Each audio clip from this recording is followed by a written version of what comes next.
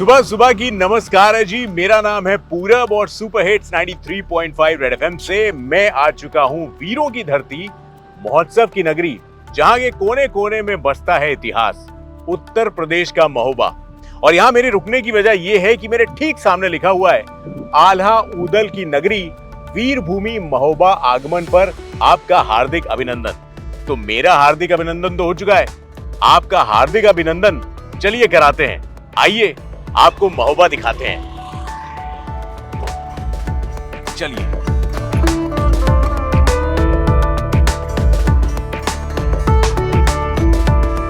तो करते हैं अपने महोबा के सफर की शुरुआत सबसे पहले यहाँ के प्राचीन सूर्य मंदिर के साथ। आइए आपको भी दिखाते हैं।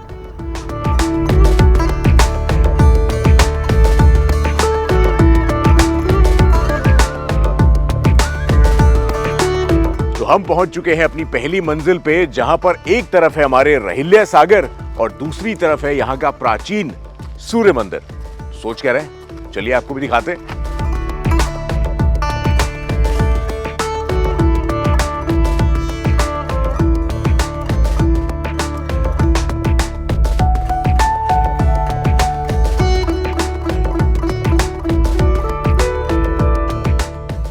राहिल्या सागर 9वीं शताब्दी में चंदेल शासक राहिल देव वर्मन ने एक तालाब बनवाया था, जिसे राहिल्या सागर के नाम से जाना जाता है। ऐसा कहा जाता है कि राजा रोज सूर्य मंदिर में जाने से पहले यहीं पर नहाया करते थे।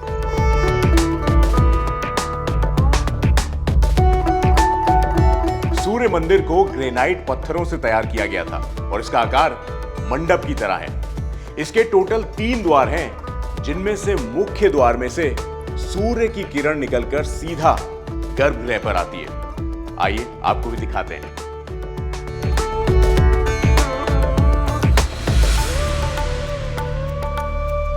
ग्रेनाइट पत्थर अपनी मजबूती के लिए जाना जाता है, मगर उस जमाने में भी इसके ऊपर कारीगरी की गई। दिन का नजारा तो बेहद खूबसूरत है, शाम का और भी कमाल का होता है, वो भी आपको दिखाएंगे बहुत जल्द।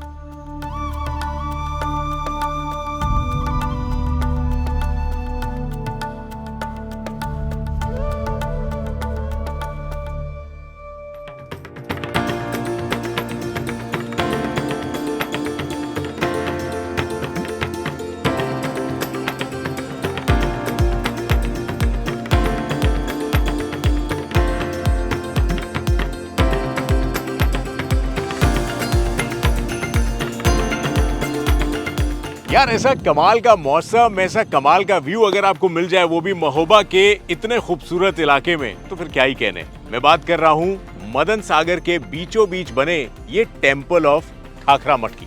यही जगह है जहां बैठ के वीर आला ऊदल अपने छावनी सालट गांव से 20 किलोमीटर की दूरी तय करके अपने साथियों के साथ रणनीति बनाने यहीं पर आया करते थे। ये आप मेरे पीछे देख रहे हैं, पानी के बीचों बीच बना हुआ है।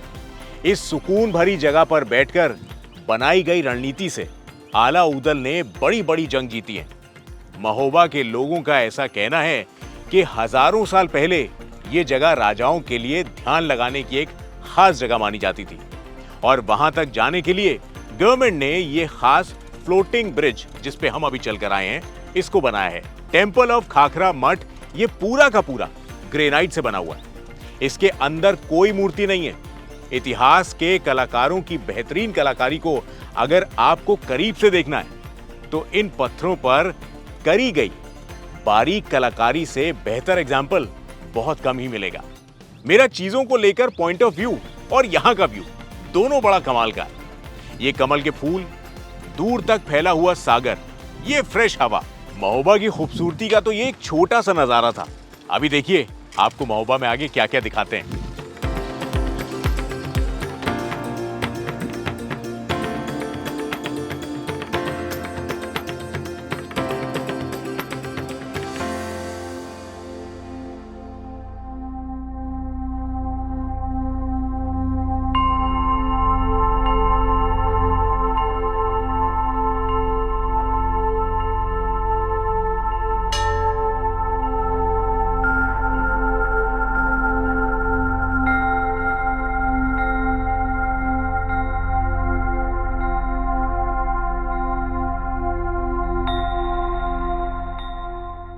चंद्रिका देवी मंदिर 831 ईस्वी में बने इस मंदिर की सदियों पुरानी मान्यता है। ऐसा कहा जाता है कि सिर्फ शक्ति पीठों के दर्शन से ही बहुत सारे कष्ट दूर हो जाते हैं और बड़ी चंद्रिका देवी मंदिर भी 51 शक्ति पीठों में से एक है। मंदिर के अंदर मां चंद्रिका की 10 फीट की ऊंची मूर्ति है और इस प्रतिमा के 18 हाथ हैं। महोबा के लोग ऐसा कहते हैं कि आला उदल युद्ध में जाने से पहले यहाँ पूजा अर्चना किया करते थे। इस मंदिर को उन दोनों वीरों की कुल देवी का मंदिर भी कहा जाता था। आइए ज्यादा जानकारी के लिए यहाँ के पंडित जी से बात करते हैं। पंडित जी प्रणाम। प्रणाम सर। तो हमें जितनी जानकारी मिली थी वो तो हमने यहाँ पर जो है वो शेयर कर दी, मगर आपसे बेहतर कौन जानता होगा, तो हमें इस मंदिर के बारे में थोड़ा सा विस्तार से बताइए। जी जी। ये देवी जी का जो मंदिर है लगभग 1200 वर्ष प्राचीन मूर्ति है महारानी की जी। और यहाँ चंदेलों का शासन था बुंदेलखंड में जी। जिनका कार्यकाल 831 से प्रारंभ हुआ जी। और 851 तक रहा। उनके पहले शासक चंद्रवर्मन जो थे जी। उन्होंने माँ की प्राण प्रतिष्ठा कराई थी जब महोबा को अपनी सामरिक राजधानी बनाया। जी। इनकी बुंदेलों की चंदेलों की 2 राजधानियां थी। एक कल्चरल राजधानी इनकी यहाँ पर थी जी। आपका खजुराहो में जी। और जब महोबा को सामरिक राजधानी बनाया तब महारानी की प्राण प्रतिष्ठा कराई है और चंडिका देवी के नाम से महारानी का दरबार जाना जाता है। जी। महाकाली, महालक्ष्मी, महासरस्वती का त्रिगुणात्मक स्वरूप जो है वो चंडिका देवी के नाम से जाना जाता है। महिषासुर मर्दनी का स्वरूप है महारानी का। महालक्ष्मी 18 भुजाएं हैं महारानी की और 1 वर्ष तक देवी अनुष्ठान कराकर उन्होंने माँ की प्राण प्रतिष्ठा कराई थी। तब से कई साधक लोग यहाँ साधना करते रहे। तो एक सिद्धपीठ है। एक कल्याण अंक जो गोरखपुर से एक पत्रिका निकलती है उसके शक्ति अंक में 52 जो दिखाए गए हैं भारतवर्ष में उसमें भी महारानी का नाम दिया हुआ है। महोबा का भारतवर्ष के नक्शे में महोबा का एक नाम है और उसमें महारानी का नाम भी दिया है चंडिका देवी के नाम से। चंद्रिका भी देवी उसको लोग कहते हैं। चंडिका देवी एक्चुअल में उनका नाम है। अच्छा पंडित जी, एक चीज और है कि हमने आला उदल की जो कहानी बचपन से सुनी है, हमने सुना है कि वो भी यहाँ पर किसी भी लड़ाई पे जाने से पहले यहाँ पर माथा टेकने आया करते थे। जी जी बिल्कुल सत्य है जी। 12वीं सदी में फिर आला उदल आए हैं जो राजा आखिरी शासक जो चंदेलों के थे परमाल देव, उनके समय वीर योद्धा थे आला उदल। और कहते उन्होंने 52 लड़ाइयाँ लड़ी, 52 गढ़ी जीती है। गढ़ी मतलब 52 लड़ाइयाँ लड़ी, 52 में ही विजय प्राप्त किए है और महारानी की कृपा से प्राप्त किए। कहीं युद्ध में जाने से पहले माँ के दर्शन करके, माँ का आशीर्वाद लेके, अपने शस्त्र माँ के चरणों में भेंट करके ही वो कहीं जाते थे जी। तो ये उनके बारे में बताया जाता है और बड़े वीर थे महारानी के। ये सब विकास धीरे धीरे, पहले मंदिर का छोटा स्वरूप था जी, इधर से मंदिर का परिसर था जी। अब भक्तों के द्वारा ये सब बढ़ाया चला जा रहा है। ये 10 महाविद्याएं महारानी की है। ये 9 दुर्गा विराजमान है जी जी जी। तो ये सब है और आज हमारा सौभाग्य है कि हम यहाँ पर पहुंचे और हमने दर्शन किए। तो महोबा में आते ही कितना कुछ पता चल रहा है ना हमें। आगे हम आपको कहाँ लेकर जा रहे हैं, उस जगह का नाम है 24 जैन तीर्थकर। दिखाते हैं आपको।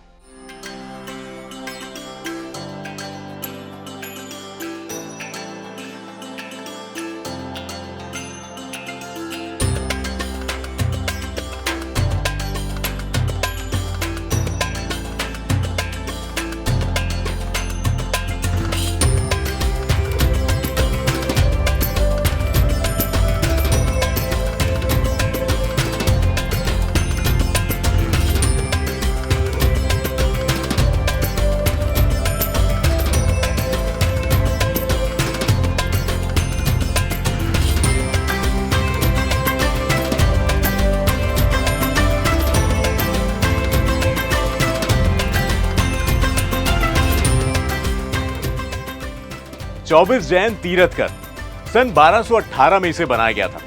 इसे महावीर का मठ भी कहा जाता है। ये ग्रेनाइट पत्थर का बना हुआ है और यहाँ से नजारा बेहद खूबसूरत है। मैं तो कहता हूँ मेडिटेशन के लिए बड़ी अच्छी जगह है। यहाँ पर आकर आपको बड़ा सुकून मिलेगा, जैसे मुझे मिला।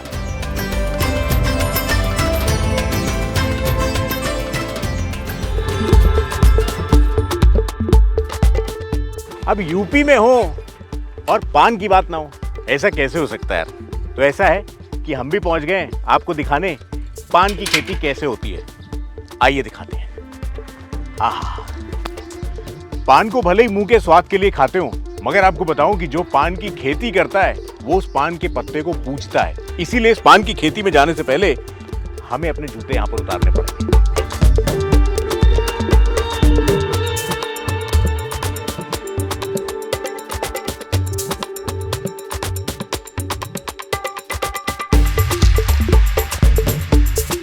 यार सही बताऊं तो इतनी खुशी हो रही है ना, क्योंकि मुझे चारों तरफ से पान के पत्तों ने घेर लिया है। और ये ऐसे वैसे पत्ते नहीं है, दुनिया भर में यहां से इनकी सप्लाई है, देश विदेश में, और साथ में इनके पास जीआई टैग भी है।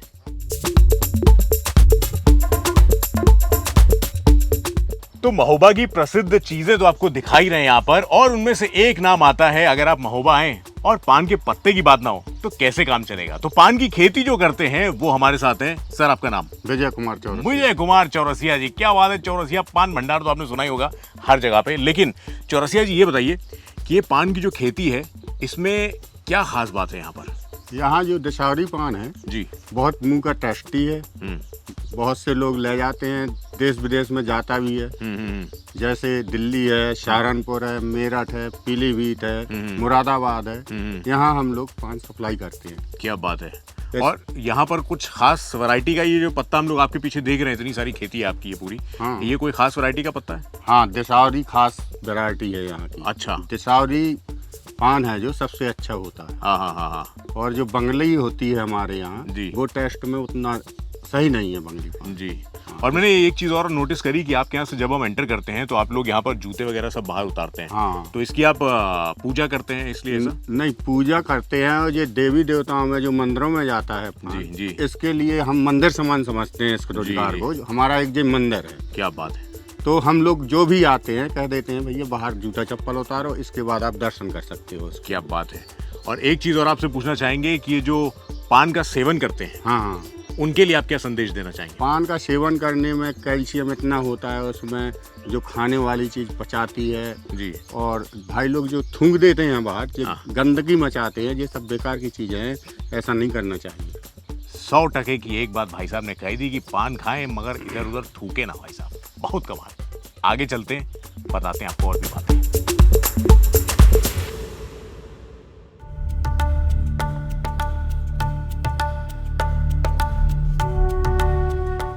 तो अपने सफर को आगे बढ़ाते हुए हम पहुंच चुके हैं कीरत सागर। 13वें चंदेल नरेश कीर्ति वर्मन ने सन 1060 में विशाल तालाब का निर्माण कराया था, जिसे उस समय कीर्ति सागर के नाम से जाना जाता था, जिसका बाद में नाम कीरत सागर कर दिया गया।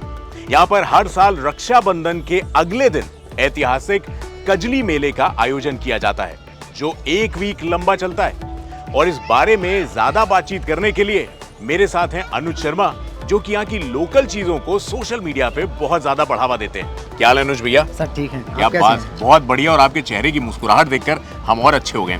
अच्छा, हम यहाँ की इतनी खूबसूरती और इतनी कमाल की चीज़ों के बारे में तो बात कर रहे हैं, मगर आपसे जानना चाहेंगे कि इस मेले के बारे में थोड़ा सा हमें डिटेल में बताएं। देखिए, लगभग 800 साल हो गए हैं जी, जब से ये मेला लगाया जा रहा है। जी जी जी। चूँकि जो यहाँ के नरेश थे, जो यहाँ के राजा थे जी, तो जो पृथ्वीराज चौहान थे, उन्होंने यहाँ आक्रमण कर दिया था। अच्छा। 1182 ईस्वी में। हाँ हाँ। वो यहाँ कुछ लूट रहे थे, लूट के ले जा रहे थे। उस समय यहाँ काफ़ी दिन तक युद्ध चला, और उसके बाद जो है पृथ्वीराज चौहान को यहाँ से भगा दिया हरा के। उसके बाद चूँकि रक्षाबंधन का अगला दिन था, तो हम लोग क्या है, एक दिन बाद रक्षाबंधन मनाते हैं, तो विजय पर्व जो है उसके रूप में हम लोग ये कजली मेला लगाते हैं और उसको एंजॉय करते हैं। और 1 हफ्ते तक ये मेला जो है हाँ, चलता है। है। क्या बात है। तो ये बताइए, अब जब हम मेला घूमने जा रहे हैं आपके साथ, तो कुछ खाने पीने का भी कुछ आपने इंतजाम, कुछ व्यवस्था करवाई यहाँ है? पे बहुत सारे बुंदेली व्यंजन हैं, हाँ। जो आपको खाने को मिलेंगे। खास आपको ये खास बात चीज़ है, क्या खिलाने वाले हैं हम लोगों को? देखिए यहाँ पे बुंदेली कई सारी चीजें हैं। हाँ, हाँ। ठीक है, जो आइटम है बुंदेली, हाँ। आपको बहुत मजा आएगा खाने। क्या आप बात चलिए, तो आपको बढ़िया खिलाते हैं। खाने पीने की बात हो और इंसान पिघल ना जाए, ऐसा कैसे मतलब ना हो। तो इनके साथ मैं जाता हूँ, बाकी अपडेट्स के लिए जुड़े रहिए। बाकी यहाँ पे क्या और माहौल है वो भी आपको दिखाते रहिए।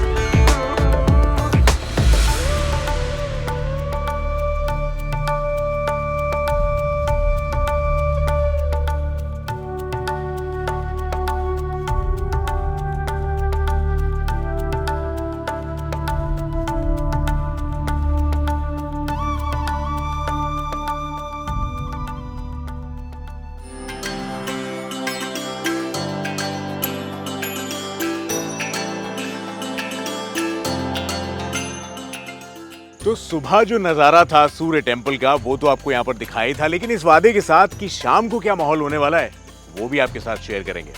तो आइए दिखाते हैं शाम का नजारा।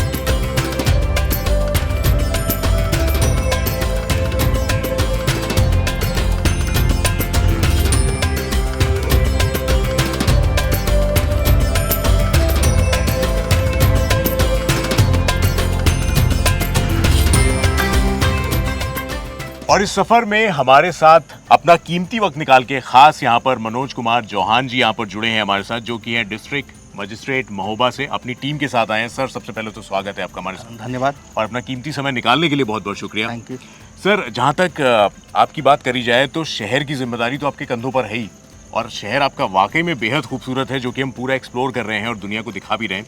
मगर उसमें आपने टेक्नोलॉजी जो जोड़ी है वो बड़ी कमाल की है। अभी हम जिस जगह पे हैं, मैं आपको बता दूं, ये है सूर्य टेम्पल, और यहाँ पर सर ने लेज़र शो और प्रोजेक्ट लाइट्स, यहाँ पर जो प्रोजेक्टर लाइट्स हैं उनकी शुरुआत करी। सर, इसके पीछे की थोड़ी सी कहानी हमारे साथ अगर आप शेयर करें तो।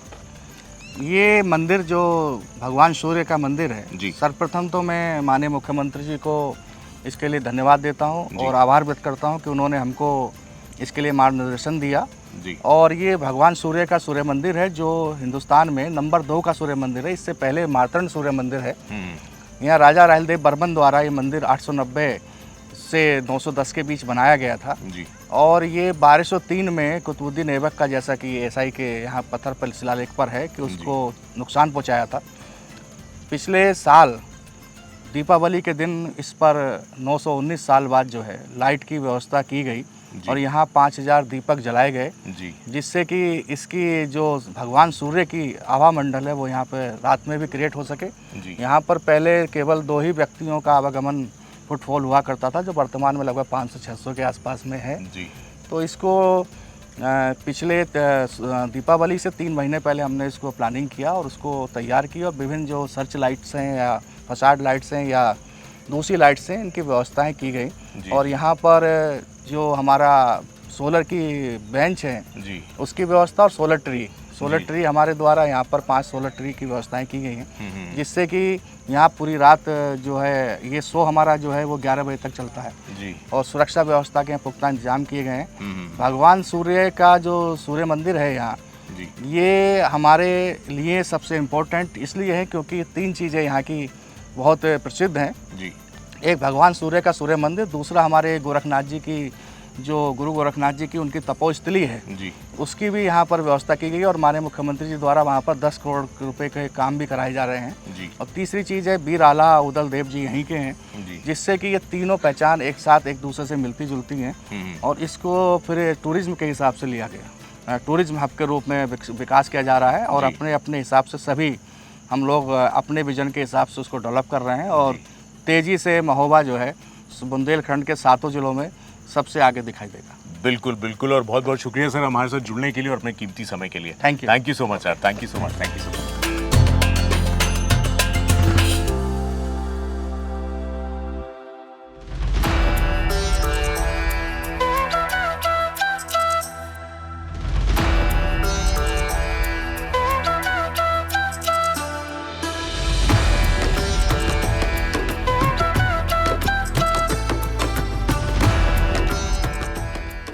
तो हम पहुंच चुके हैं शिव तांडव मंदिर और इसके बारे में मैं क्या बताऊंगा, खुद हमारे साथ यहाँ पर मौजूद हैं पंडित जी, उन्हीं से ज्यादा बेहतर जानते हैं। पंडित जी प्रणाम।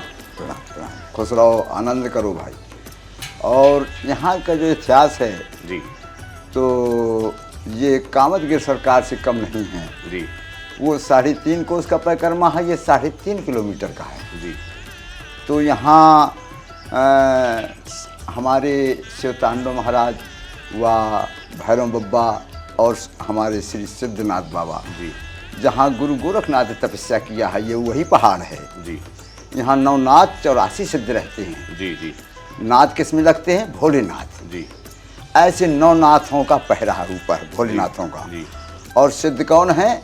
जैसे दत्ताती महाराज हैं, श्रीचंद्र महाराज हैं, कपिल मुनि महाराज हैं, ऐसे ऋषि मुनि जो हैं 84 इसके अंदर प्रवेश हैं। जी जी। तपस्या कर रहे हैं, तपोभूमि है ये तपोभूमि है। इसलिए मैं यहाँ के बारे में कुछ जानकारी है मुझे जी। ये बहुत पुरानी मूर्ति है जी। शिव तांडव। जी। सब देव हैं और ये महादेव हैं। जी बिल्कुल। और पंडित जी आपसे एक चीज और पूछेंगे हाँ। कि हमने शिव के बहुत सारे रूप देखे हैं हिंदुस्तान भर में, जहाँ जहाँ हम लोग जाते हाँ, हैं। हाँ। ये मूर्ति बिल्कुल अलग है। हाँ, ये मेरा कौन सा रूप है, इसके बारे में थोड़ा बताइए। ये तांडव नाच करते हैं। तांडव नाच। हाँ, ये गुस्सा में जब हो जाते हैं जी तभी तांडव नाच करते हैं ये। जी। तो पूरे हिंदुस्तान में मेरे ख्याल से आपने शिव के बहुत सारे रूप देखे होंगे, मगर यहाँ पर अनोखा तांडव रूप जो है वो देखने को मिलता है, जिसके दर्शन हम लोगों ने किए। पंडित जी, एक रास्ता जो है वो बगल से जा रहा है, वो किस तरफ जा रहा है इसके वो बारे में? सिद्ध बाबा है, गुरु गोरखनाथ जहाँ तपस्या किया है ऊपर जी। जाके, यहाँ से 1 किलोमीटर पड़ता है। 1 किलोमीटर पूरी चढ़ाई है? पूरी चढ़ाई। तो वहां पर भी जरा आपको लेकर चलते हैं, लेकिन बाबा जी से 1 किलोमीटर चढ़ाई के लिए आशीर्वाद मांगते हैं कि हमें और हमारी टीम को हिम्मत दीजिए। अरे हम अब सबको आपको सबको आशीर्वाद है। ऊपर आपको भी दर्शन तो कराएं। फिर ये तांडव नाच करके जी शंकर भोले बाबा हमारे जी जी गुस्सा अपने शांत किया। जी जी जी। ये शांत आकर लिया, फिर नहीं किसी को मारा। तो ये जो एहसास हमें मिल रहा है ना, वो हम शायद इस वीडियो के जरिए एक्सप्लेन करने की कोशिश तो कर रहे हैं, मगर जब आप यहाँ पर आकर दर्शन करेंगे तो एक अनोखा अनुभव आपको मिलेगा। जुड़े रहिए हमारे साथ, बाकी अपडेट्स ऊपर आपको देते हैं। तो यहां से अब हम शुरू करने वाले हैं अपनी पहाड़ की जर्नी, और ये जो मेरे पीछे आप देख रहे हैं ये है गोरख गिरी द्वार, और यहां से ऊपर हम पहुंचेंगे सिद्ध बाबा मंदिर। चलिए।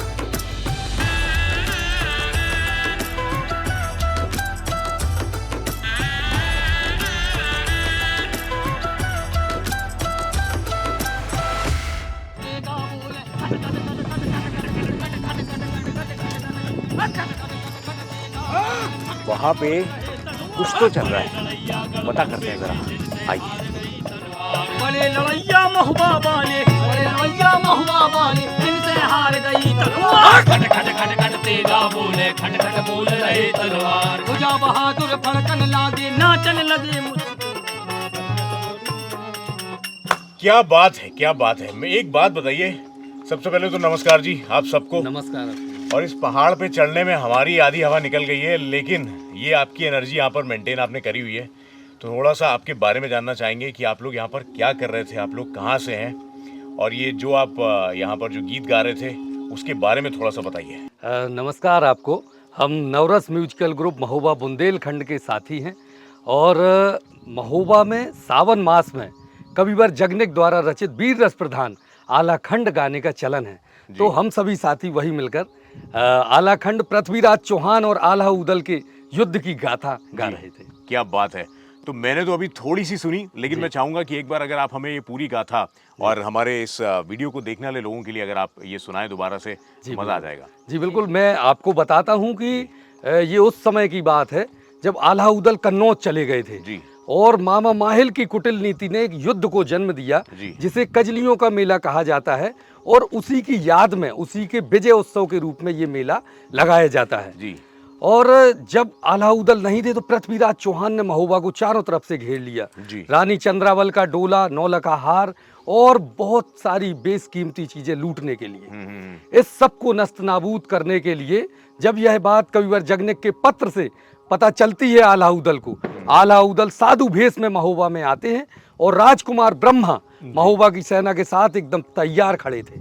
और जब वीर शिरोमणि उदल ने सेना को संबोधित किया तो उस समय क्या था कि दाब बेंदुला उदल आवत लहरत आत बैदुनी पाग, और मोर्चन मोर्चन घोड़ा नाचे उदल कहत पुकार पुकार कि नौकर चाकर कोहनऊ नैया, तुम सब भैया लगो हमार, और मातृभूमि पे जो संकट है सब भैया मिल करो गुहार। क्या बात। महोबा की सेना जोश में भर जाती है जी। और पृथ्वीराज चौहान की सेना को कुचल कर रख देती है, और यहां से पृथ्वीराज चौहान को पलायन करना पड़ा था। आहा। और इसी पूरी लड़ाई को आप ये जो है गाकर सुनाने वाले। बिल्कुल बिल्कुल। तो चलिए शुरू करते हैं।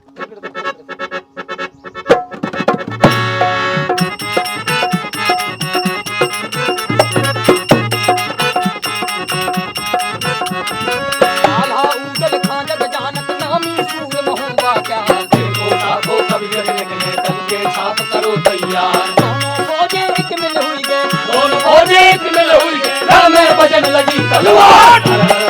गोला छूटे सन सन पड़ी तीरन की मार, तेगा चटके पर जमान को कट कट गिरे सूर सरदार। पैदल के संग पैदल अपने अरवा सवार संग सवार, होदा के संग होदा भिड़ गए, होदा के संग होदा भिड़ गए, हाथी से हाथी भिड़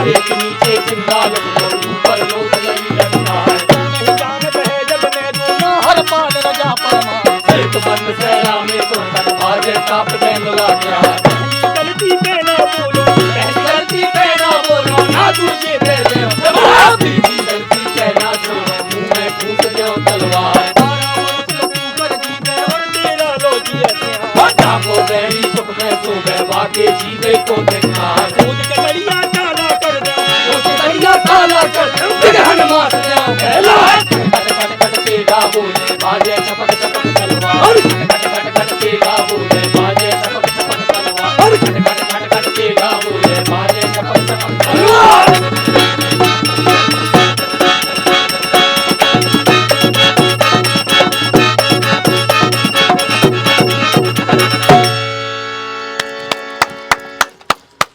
इतनी कमाल की एनर्जी, और आप ये यकीन मानिए कि मेरे यहाँ पर अगर रोंगटे खड़े हो गए तो क्या उस वक्त का एहसास हुआ होगा जिन्होंने ये देखा होगा। और बड़ी खूबसूरती से आप लोग जो है ये परंपरा निभाते चले आ रहे हैं, इतने सालों से इन्होंने संजो के रखा है, उसके लिए और हमारे दर्शकों को दिखाने के लिए आपका तहे दिल से बहुत बहुत शुक्रिया। अच्छा, जहाँ तक बात है कि आजकल सोशल मीडिया का ज़माना है, तो हम तो यहाँ पर आके आपका ये जो एनर्जी है उसको देख रहे हैं, महसूस कर रहे हैं, बट बहुत से ऐसे लोग हैं जो दुनिया के कोने कोने में हैं, और ये परंपरा उन तक पहुंचाने के लिए भी आपने इसका कुछ जो है वो इंतजाम किया है। जी बिल्कुल जी। यूट्यूब पर हमारा नवरस म्यूजिकल ग्रुप महोबा बुंदेलखंड के नाम से यूट्यूब चैनल है, और फेसबुक पर same Navras musical group Mahoba Bundelkhand के नाम से पेज है, जहां पर आपको आला खंड से संबंधित तमाम जानकारी और आला खंड की अलग अलग लड़ाइयों का वर्णन हमारे यूट्यूब चैनल पर आपको भली भांति मिल जाएगा। क्या बात है। और मैं तो कहूँगा कि अगर आप आ सकते हैं तो आकर ज़रूर सुनिए, और अगर आप नहीं आ सकते हैं तो सोशल मीडिया में इनको ज़रूर सुनिएगा। बहुत कमाल। बाकी महोबा की कहानी जारी रखेंगे, जुड़े रहिए हमारे साथ। ऊंचे ऊंचे पहाड़ का नाम सुनते ही आपके जहन में जाहिर सी बात है पहाड़ियां ही आती होंगी, मगर यहाँ पे खास बात यह है कि जिस तरफ भी आपकी नजर जाएगी ना, वहां पर आपको पत्थरों में शेप्स दिखाई देंगे। जैसे कुछ जगह पे आपको कछुए दिखाई दे जाएंगे, कुछ जगहों पे पत्थर के ऊपर पत्थर रखे हुए दिखाई दे जाएंगे। ये पॉसिबल हुआ कैसे, मैं भी अभी तक यही सोच रहा हूं।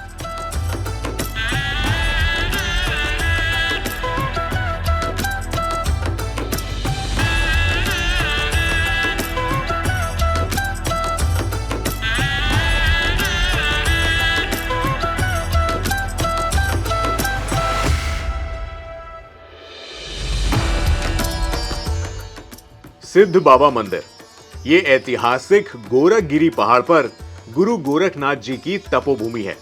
ऐसा कहा जाता है कि यहाँ भगवान श्री राम वनवास के समय कुछ वक्त के लिए रुके थे।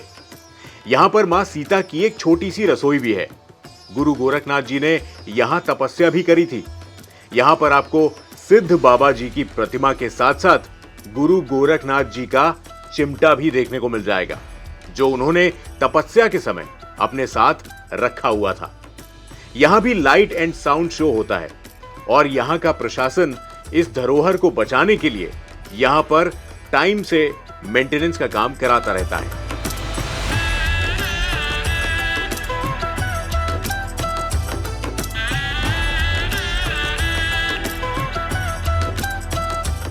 परिक्रमा का एहसास बिल्कुल अलग था, और बहुत कुछ हम यहां से जो है यादें लेकर जा रहे हैं।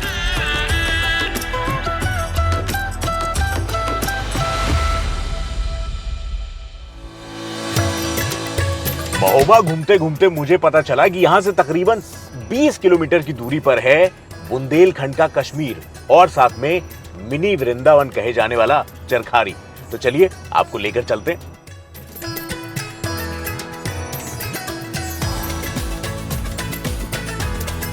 चरखारी में एंटर करते ही आपको देखने को मिलता है ये खूबसूरत नजारा।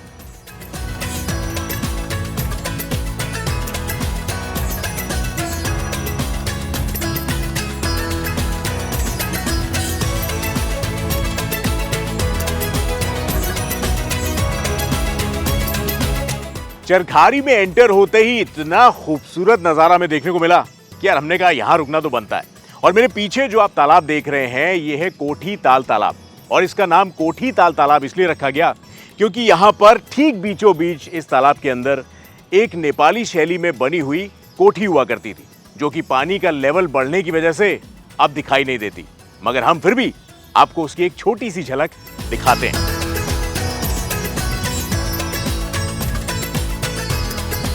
अब इतने खूबसूरत नजारे के साथ उसी जगह पे अगर आपको भारत देश का तिरंगा लहराता हुआ दिख जाए और साथ में अशोक स्तंभ दिख जाए तो देशभक्ति की फीलिंग कैसे नहीं आएगी, आप खुद ही देखिए।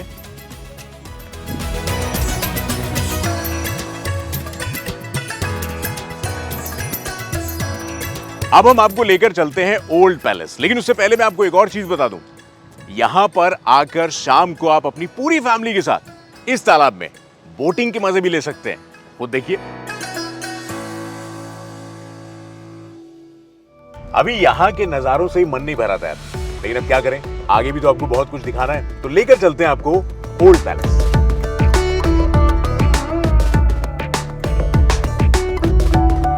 तो चरखारी के इस सफर में हम पहुंच चुके हैं ओल्ड पैलेस। अब इस ओल्ड पैलेस के अंदर क्या है, उसके लिए तो अंदर चलना पड़ेगा ना, तो चलिए दिखाते हैं आपको।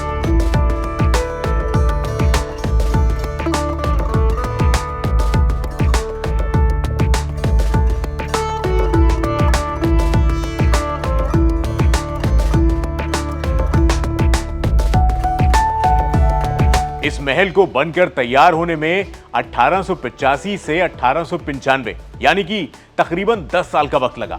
महाराजा छत्रसाल, महाराजा जगतराज और महाराजा मलखान सिंह का इसके निर्माण में बहुत बड़ा योगदान रहा। इस महल में बहुत से महान महाराजाओं को घर बनाने का मौका भी मिला। महाराजा मलखान सिंह 1908 से 1915 तक महाराजा जुझार सिंह यहीं पर रहे। 1915 से 1920 तक महाराजा गंगा सिंह, 1920 से 1941 तक महाराजा अरिमर्दन सिंह यहां पर रहे। 8 नवंबर 1941 को महाराजा जयेंद्र सिंह जूदेव चरखारी स्टेट के राजा बने। लगभग 70 साल बाद 2010 में इसको हेरिटेज होटल घोषित कर दिया गया। अभी उसको और अच्छा बनाने का काम जोरों शोरों से चल रहा है। इसके अंदर एक हवा महल भी है। इस महल के ऊपर पहाड़ और एक पुराना किला दिखाई देता है। इन टोटल यहां से चरखारी का व्यू बहुत अच्छा और कमाल का है। जब ये बनकर तैयार हो जाएगा तब हॉलीडेज एंजॉय करने अपनी फैमिली के साथ यहां पर जरूर आइएगा।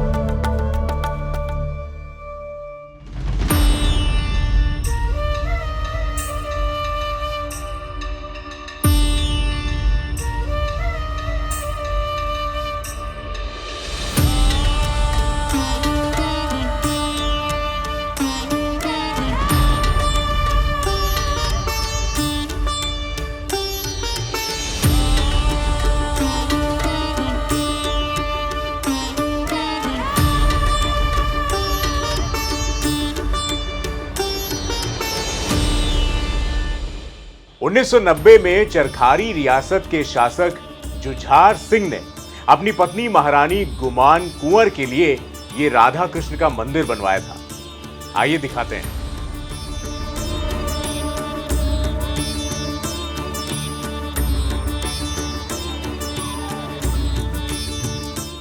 अब आपको दिखाते हैं प्राचीन काल की माता कमला देवी की एक ऐसी मूर्ति जिसकी 18 भुजाएं हैं।